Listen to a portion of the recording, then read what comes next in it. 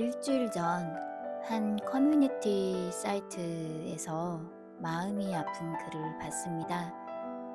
본인은 현재 회사에서 30년 근무했으며 팀장 직위인데 심한 우울증과 공황 장애를 앓고 있어 휴직을 하고 싶지만 복직 후에 회사에서 본인에 대한 페널티가 있을까 두려워 휴직을 망설이고 있다는 글을 보았습니다. 30년간 성실히 일해왔으나 마음의 아픔에 대해 남들의 시선에 대해 불안해하고 망설이는 것에 대해 참 안타까운 마음이 들었습니다. 사실 10년 전까지만 해도 정신적인 병을 앓고 있는 것에 대해 멘탈이 약해서이다, 살만해서이다, 같이 근무하기 싫다 등 병을 앓고 있는 사람에 대해 비난과 기피 대상이 되어 본인의 병에 대해 숨기곤 했습니다. 요즘은 인식이 많이 바뀌고는 있지만 정신적인 병을 앓고 있는 사람의 입장에서는 아직까지는 두려운 게 현실입니다. 하지만 앞으로는 이 안타까운 현실이 개선되길 기대해 봅니다. 지난 12월 5일 정부가 전 주기적으로 국민 정신건강을 지원하는 정신건강정책 혁신 방안을 발표했습니다. 예방, 치료, 회복 전 단계를 지원한다는 계획입니다. 정부가 발표한 보도자료를 살펴보면 정책을 추진하는 이유는 우리나라가 OECD 국가 중 자살률 1위 등 각종 정신건강 관련 지표에서 문제점을 드러냈을 뿐만 아니라 최근 코로나19 확산과 경제난 등 사회 환경 변화로 정신건강 문제가 심각해지고 있다고 발표했습니다. 2022년 기준 인구 10만 명당 자살률 25.2명으로 OECD 평균 10.6명보다 2배 이상 높았으며 정신질환 수진자 수는 치매 포함하여 2015년 289만 명, 2017년 321만 명, 2019년 368만 명, 2021년 411만 명으로 정신질환 치료자가 계속 증가 집계되고 있다고 합니다. 그럼에도 종전 정신건강 정책은 중증 정신질환자에 대한 치료 요양에 편중되어 정신건강 정책을 혁신해 새로운 패러다임을 만들 필요가 있다고 보고 정신건강 정책 대전환 예방부터 회복까지라는 비전을 선포하고 2027년까지 100만 명 대상 심리상담 서비스 지원, 10년 내 자살률 50 감축을 목표로 4대 전략 및 핵심 과제를 추진키로 했다고 발표했습니다. 정부의 4대 전략을 간략히 요약해 드리겠습니다. 4대 전략의 첫 번째는 일상적 마음 돌봄 체계를 구축할 계획입니다. 국민 100만 명의 전문 심리 상담을 지원하고 청년 학생 검진 주기 단축 및 조기 개입할 계획이라고 합니다.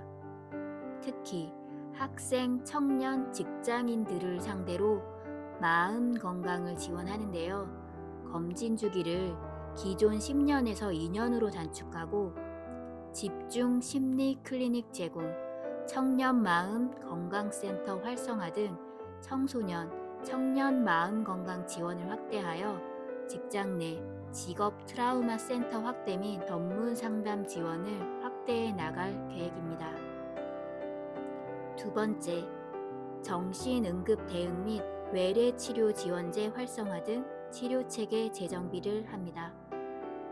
세 번째, 모든 지자체 정신재활 서비스 제공, 일상회복 고용, 주거지원, 보험차별 해소하여 권리 보호를 강화하는 등 온전한 회복을 위한 복지 서비스를 혁신할 계획입니다. 마지막으로 정신질환 편견 해소 대국민 캠페인, 자살 예방 교육 등 인식 개선 및 정신건강정책 추진 체계를 정비해 나갈 계획입니다. 또한 대통령 직속으로 2024년 정신건강정책혁신위원회를 설치 운영할 계획입니다. 간략히 정부의 정신건강정책 혁신 방안의 계획을 요약해서 말씀드렸는데요.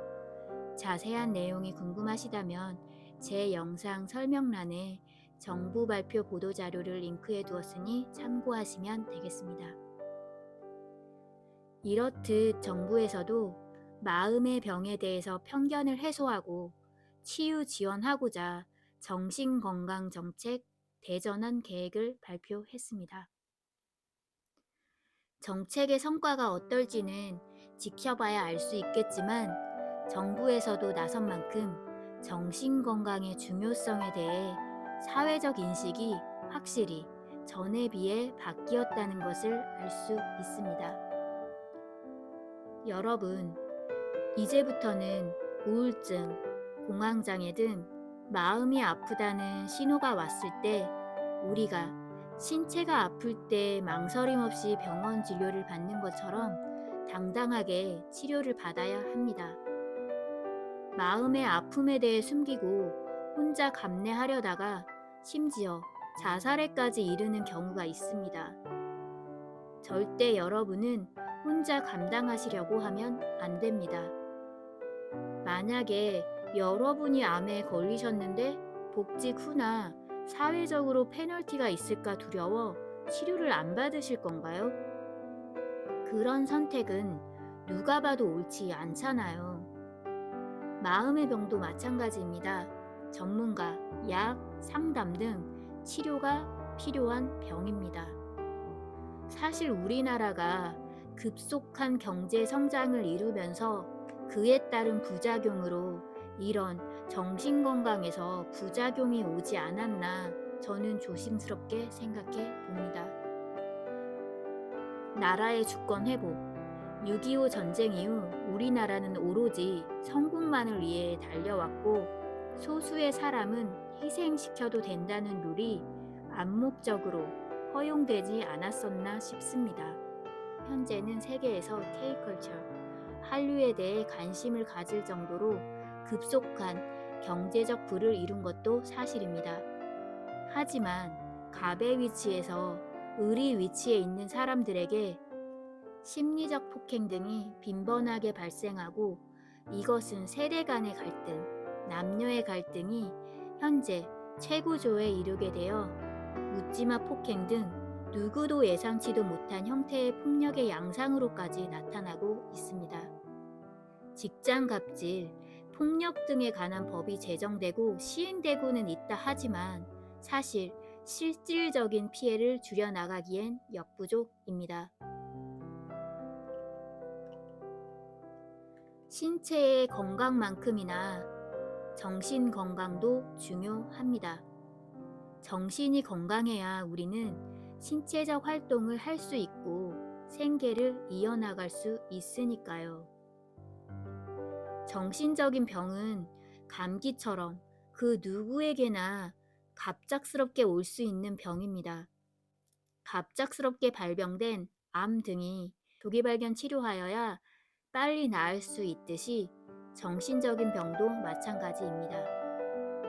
초반에 치료를 받아야 극한 상황으로 가지 않고 빨리 나을 수 있습니다. 또한 정신적 아픔에 대한 편견도 우리 모두가 이것을 하나의 병으로 다른 병과 같이 치료하면 나을 수 있는 병으로 인식할 때 가능한 일입니다.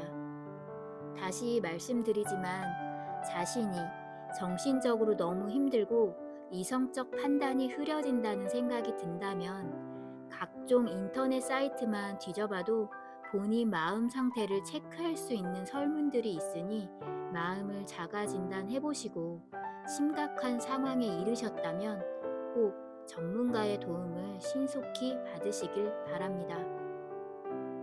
그리고 전문가의 조언에 따라 쉬어야 한다고 판단이 되시면 지금 속해 있는 환경을 잠시 벗어나는 것을 추천드립니다. 우울증인 경우 일상생활을 꾸준히 해야 나을 수 있다고는 하지만 그 환경이 마음의 병의 원인인데 그곳에서 일상생활을 지속한다고 나을까요? 수명도 길어져서 인생 너무나도 깁니다. 좀 쉬어가도 괜찮습니다. 이 세상 어떠한 것보다도 본인 자신이 우선입니다. 본인이 이 세상에 존재하지 않는다면 그 어떤 것이 중요한 것이 될까요? 점점 각박해져가는 현 시대에서 자신이 마음이 아프면 아프다고 말할 수 있는 용기, 상대방에게 마음이 아프냐고 힘내라고 말할 수 있는 배려심이 우리 모두에게 필요한 시점이 아닌가 싶습니다.